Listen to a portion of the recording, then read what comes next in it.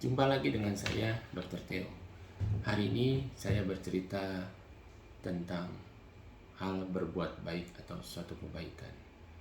Menurut saya, hal berbuat baik pada diri kita itu seperti mata uang ini yang memiliki dua sisi kiri dan sisi kanan. Apa itu sisi kiri? Sisi kiri adalah suatu perbuatan kebaikan yang kita publikasi. Terkadang kita harus membutuhkan publikasi pada suatu kegiatan atau perbuatan kebaikan. Contohnya seperti ini. Ada suatu kejadian di mana di suatu tempat ada orang yang tidak mampu. Kemudian di medsos tersebut ditulis, ini ada orang tidak mampu yang sakit. Di mana kehadiran pemerintah? Kita yang bekerja di sarana pemerintahan dan kebetulan di kesehatan terketuk hatinya dan membantu masyarakat tersebut yang tidak mampu. Kita memberikan suatu informasi kepada masyarakat lainnya bahwa orang tersebut sudah kami bawa ke rumah sakit dan sudah kita bantu. Itu adalah bentuk suatu publikasi, dan menurut saya itu adalah suatu bentuk kehadiran pemerintah untuk masyarakatnya yang tidak mampu. Contoh kedua adalah misalnya kita menggalang dana untuk merujuk pasien yang kebetulan tidak bisa ditangani di sini, harus dirujuk ke luar daerah. Kemudian dana tersebut sudah terkumpul.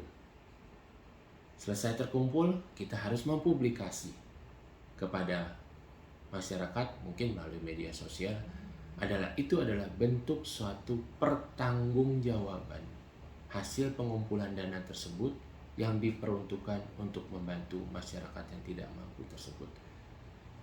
Itu adalah dua contoh kecil, masih banyak contoh-contoh yang lain. Jadi di sisi sebelah kiri ada suatu perbuatan kebaikan yang kita kadang perlu harus publikasi. Lalu yang sebelah kanan itu apa? Yaitu perbuatan suatu kebaikan yang kita tidak perlu publikasi. Yang sebelah kanan ini diibaratkan tangan kanan kita berbuat atau melakukan suatu kebaikan, tangan kiri tidak perlu tahu. Ini adalah urusan kita dengan Tuhan. Dua hal tersebut, sisi kiri dan sisi kanan, pada diri kita berjalan bersamaan. Dan itu harus seimbang. Tapi terkadang orang memikirnya yang lain atau berpendapat yang lain. Sah-sah saja. Jika ada orang yang membutuhkan bantuan, sudah dipublikasi, tinggal kembali kepada diri kita. Apakah kita mau menjadi penonton? Atau kita mau mengambil bagian dari hal sekecil apapun? Cara pandang yang dilakukan kita belum tentu sama dengan cara pandang yang dilakukan oleh orang lain. Saya sebagai contoh, saya mengambil analognya seperti ini. Dalam satu pertandingan bulu tangkis, pada satu permainan tersebut ternyata bola itu jatuh di luar lapangan. Kemudian ada pemain yang merasa dirugikan, bertanya kepada wasit, menurut saya itu di dalam. Wasit menyatakan itu di luar. Wasit berhak menanya ke hakim garis.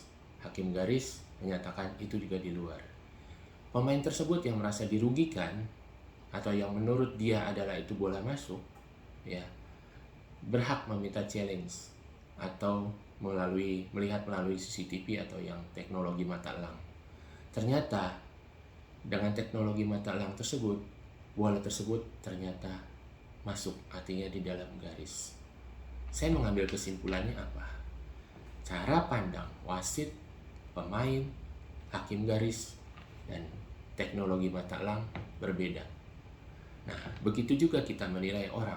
Cara pandang kita belum tentu sama dengan cara pandang orang lain. Apa yang kita katakan bahwa itu salah, belum tentu itu salah buat orang lain. Tetap semangat, salam kemanusiaan.